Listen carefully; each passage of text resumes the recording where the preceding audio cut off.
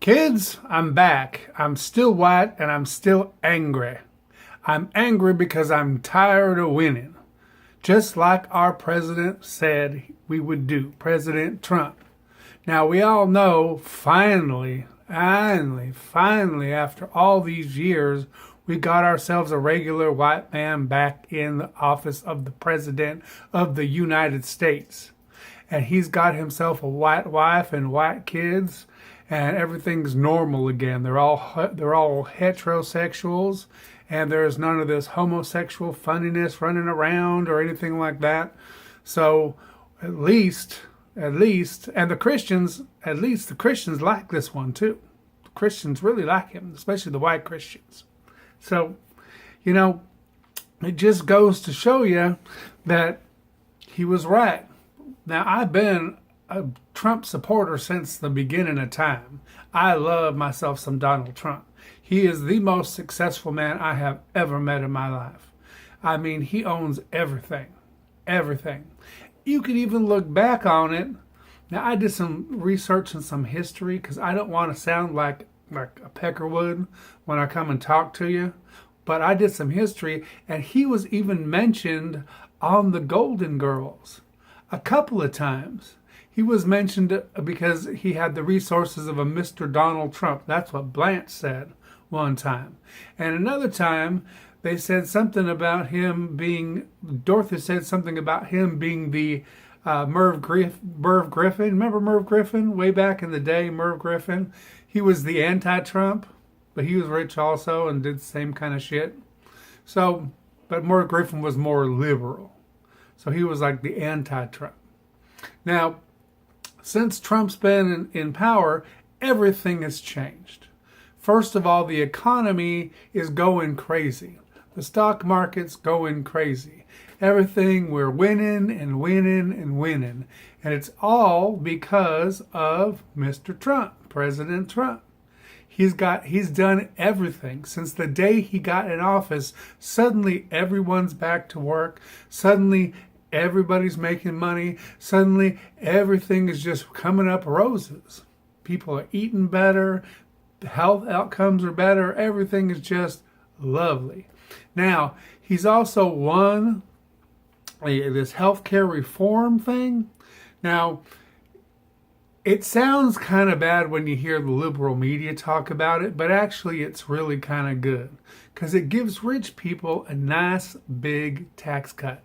And you know that rich people are always very, very, very good to the poor because they have to be. Because if you don't have good poor people working, then you can't get rich. So the rich people just naturally give and give and give. And President Trump knows this. So he makes sure that he's going to cut Medicaid. He's going to cut it to the bone so everyone's thrown out. And then he's going to wait for the rich people to go to church and donate so that they can get health care for poor people again. The old-fashioned way, by begging for it. And whoever's best at begging for it is going to get it. Whoever's not good at begging for it ain't going to get it. And that's the way it should be. It should be dog eat dog, because that's what made America great. Now, the other thing he did was he's going to cut taxes. Now, I know that as poor folks and the middle class folks and the upper class folks, we're paying way too much taxes, and we don't get nothing for it. I mean, nothing except a huge military, and we deserve more than a huge military. So we need to cut taxes. So we're going to go ahead and cut taxes, and we're going to cut back on Social Security benefits a little bit for the oldsters because they got to feel and share the pain too. We're going to cut back on Medicare and Medicaid. Well, Medicaid, we're just pretty much, he's just going to dump that. Medicaid's dust. But Medicare, we can't make it dust because oldsters, they vote. Nasty old bastards vote. So you can't get rid of Medicare right away. But we're going to make some cuts.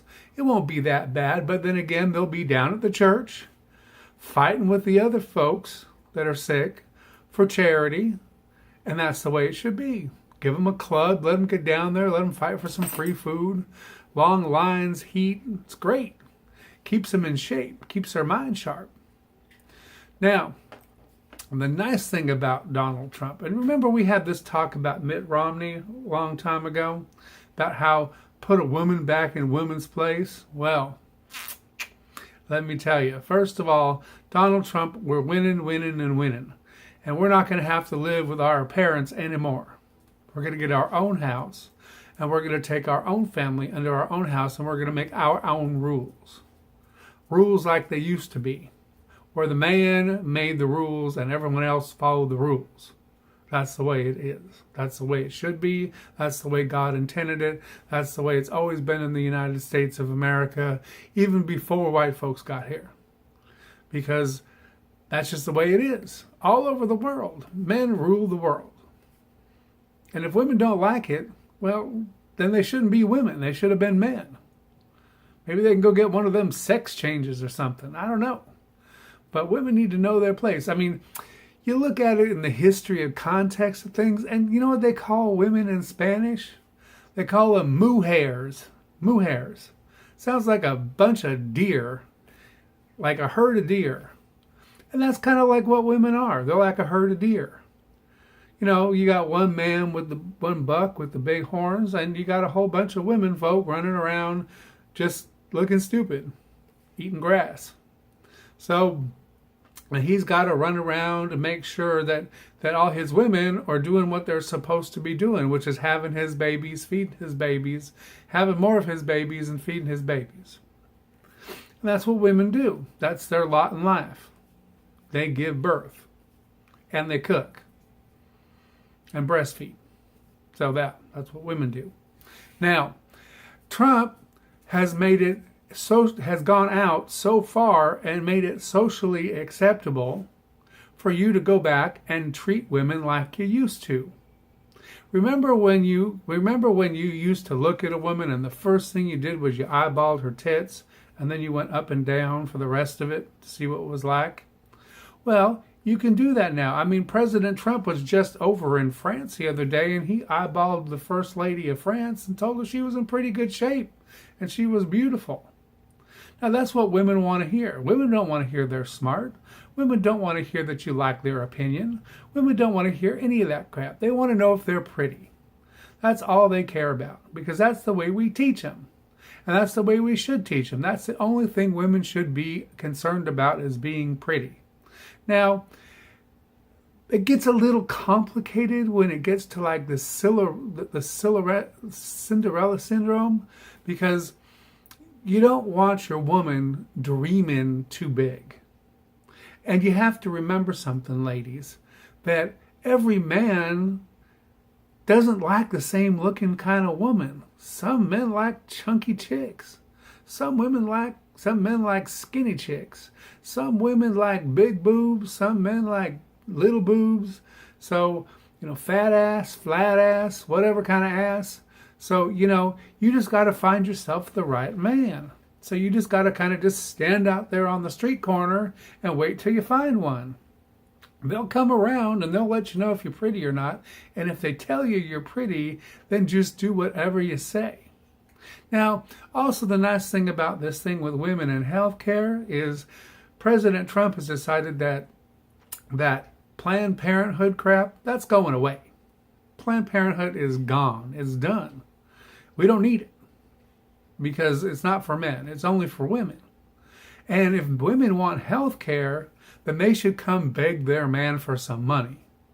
And then the man, that's their responsibility to get them some money and get their woman to the doctor for some health care if they really need it. Now, men, that's where you have to be fair. You have to decide if your woman needs health care or not. Now, if she's behaving, give her some health care. If she's not behaving, then she just stays at home and gets sicker and sicker until she dies, and you just replace her with a new one. It's pretty simple. Women are a dime a dozen. They're more than half of the planet. So there's more women than men. They can be replaced. Actually, some men got 2, 3, 4 wives. Remember we had this talk about Mitt Romney where they just collect these dumb broads, dress them up like Little House on the Prairie? You can pretty much do that with any woman. Now, don't get all sentimental. For God's sakes, men, stop getting all sentimental. We're America. We're America. We're not sentimental. We're tough. And we want our women tough. We want our women tough, rough, cleaning floors, taking care of kids, keeping them quiet. That's another thing, ladies, keep them quiet. But back on that healthcare thing, man. Now, this is the one brilliant part of Donald Trump's plan, is that if you have to give your woman money to go get health care, she's going to have to do something in return for you. Maybe you'll get her in the butt, or a little oral or something, you know what I'm saying? You'll get it a little more off because she's going to have to sweeten up a little bit if she wants to see the doctor. Yeah, it's a good idea. It's a great idea, as a matter of fact. Now, what else going on? Oh, tax cuts. Now, I can't begin to tell you how important it is that we get these tax cuts passed. You've got to call your senator or your representative or whoever cuts your taxes, because, like, for example, here in my state, we don't have a state tax.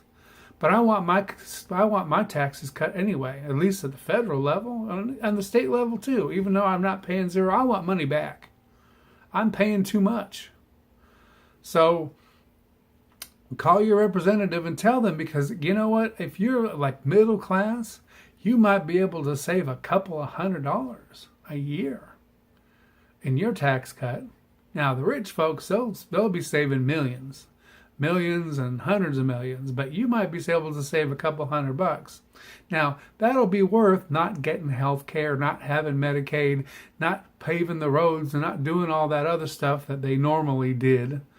So as long as you got that couple $100, you can go out with your bubbas and get a couple six-packs, maybe go watch a movie, go mudding one day in your truck, or whatever it is you want to do. You can have a good time on a weekend, maybe even go down to the Redneck Riviera, what they call the Gulf Coast. Yeah, the Redneck Riviera, beautiful place. A couple $100, you can get yourself a Motel 6, kind of 3, 4, 5, 6, 7, 8, 9, 10 blocks from the beach. And you can walk down to the beach and have yourself a good time. Just don't get eaten by a shark.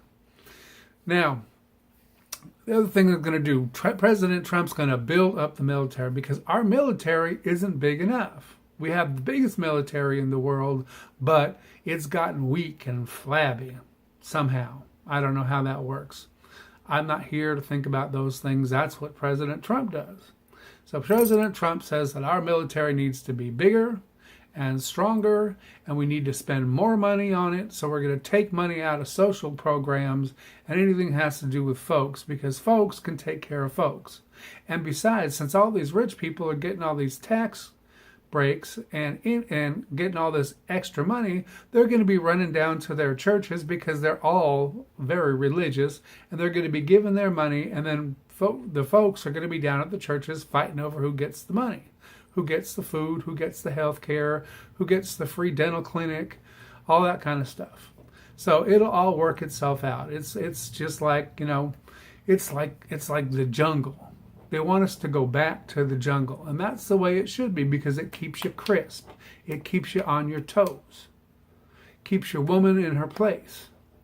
It's because if she doesn't have a strong man behind her, and he can't fight down at the church to get the food for the week, then what's going to happen? She's going to starve. So she's going to try to make herself as naggy and as intense as possible to keep her man on his toes, so he gets down there first in line and gets the money and brings home the bacon so she can fry it up in the pan. You know what I'm saying? That's what I'm saying. I mean, we're winning so much, and the rest of the world, they love Trump. They love President Trump. He is so good at what he does that the rest of the world they open their mouths. They roll their eyes back in just amazement. It's amazement. Now, sometimes people say it's something other than amazement, but it's not. It's just amazement. Trump is amazing. He's an amazing leader. People are scared of him.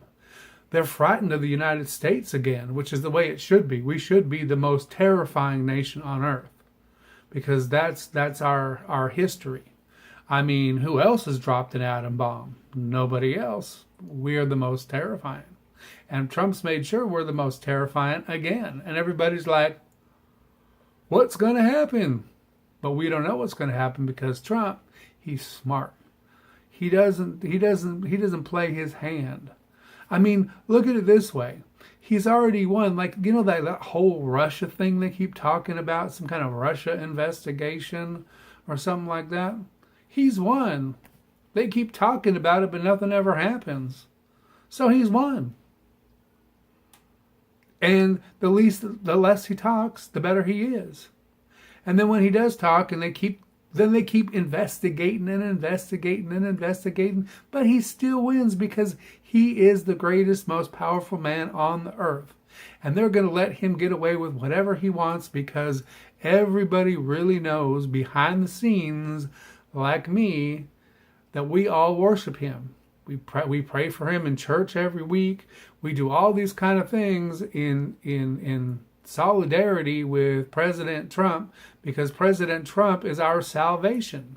He is our white salvation. Have you noticed Black lives don't matter anymore? Yeah, that kind of got clipped, didn't it? We're not occupying anything, are we? No, none of that stuff. That women's rights stuff, we had one march, one day. Have you ever heard from the women again? Nope. Don't hear from them. They're back in their house, cooking and cleaning and doing what women do. Bitching and being nasty to each other. So, that's what's going on, my friends. Keep the faith. Keep calling. Keep supporting Trump because Trump is our salvation. Don't forget it. Because if you do, we might be in trouble again.